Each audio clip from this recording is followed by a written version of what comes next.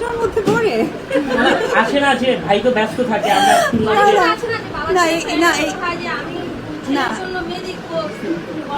ও আচ্ছা আসলে এক ছেলের জন্য তো বাবা নাকি মেয়ে দেখে, পছন্দ করে।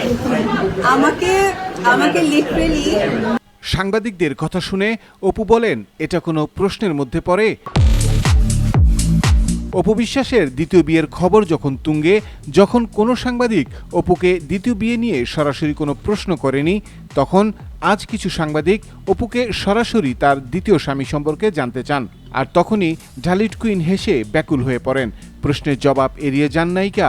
পরে তার সাথে টেলিফোনে যোগাযোগ করা হলে তিনি খুব সংক্ষেপে দুটি কথা বলেন।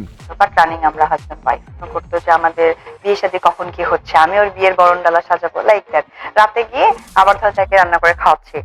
এই বিষয়টি তার বর্তমান স্বামী শাকিব খান তার ভুল হিসেবে নিয়েছেন।